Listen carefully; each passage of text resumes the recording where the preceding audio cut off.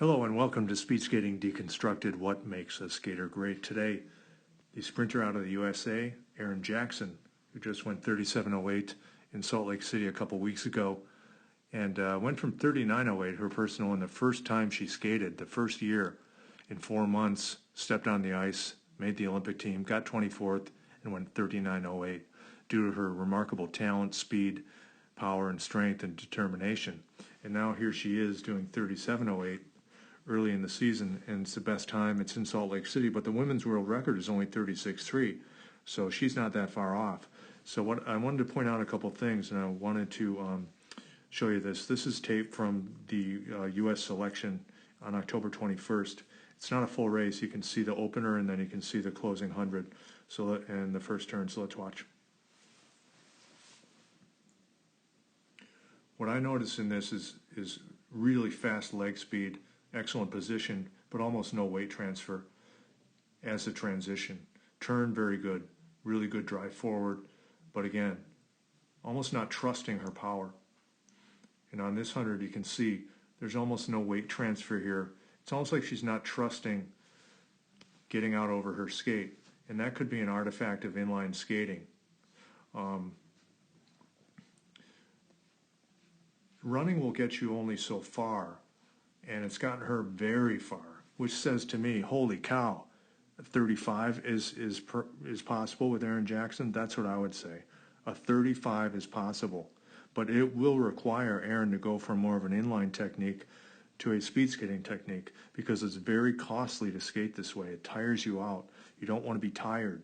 You want to save that energy and use your body weight, not just your legs and not just leg speed. So being in the middle, this is really good for what it is, but it's not what it needs to be, in my opinion. So you can see how it's all in the middle. She's in the middle. There's not, that head isn't moving. She's not getting out over using her body weight. Like I've said before, especially with the clap, you can really dig into the ice and let that push go, explode for a second, and get out over that skate. And this is largely in the middle. And again, to the layperson, hey, this looks great. She's fast. Look at this. But pretty wide knee, kind of a windmilly there with the arms. Bring the arms in, get more streamlined. You'll get out over the skate better, and you'll have more power coming across the blade. So in the opener, there's almost no transition to a speed skating form. It stays remarkably similar to her first two strokes. So here's first strokes of the straightaway right here like this. And now let's look at the end of the straightaway. There's almost no change. So she's missing a transition, and that saves energy, first of all. It gets you into skating form, skating technique, and then you can take that into the turn. Now her turn is similar in the fact that somewhat rushing through. And again, she's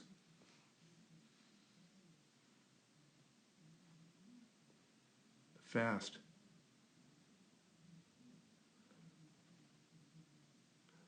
But what I don't see is real strong engagement on the bottom of the blade.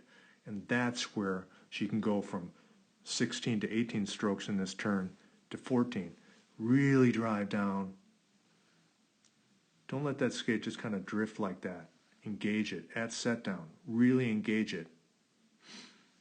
Push down. So right now, it looks to me like she's missing those critical moments in her skating that will generate even more power with greater force. And just kind of rushing through and missing it. So again, this is excellent skating. But if you want to set a world record, requires getting out of our comfort zone sometimes. And I think Erin's very comfortable with fast leg speed, and I think it holds her back power-wise. And on this last 100, we see it again. It's like she's not transferring her mass. To have effective speed skating technique, especially with the clap, you want to use your body mass as the fulcrum on which your technique swings. And Erin's body mass is staying in the middle, relatively speaking. So that's my comment on Erin Jackson, a remarkable talent, inline world champion, 12 medals in the worlds in inline, and has made a massive climb very quickly with only 4 years on the ice. So I think Erin could go 35 seconds in the 500.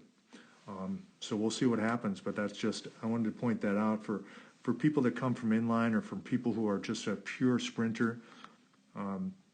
You really want to transition to a skating technique, and you really want to take advantage of your body weight, not just your leg speed or your natural innate quickness. That's all for this edition. I will see you next time. Feel free to comment, and I always look forward to hearing from you. All right, thank you.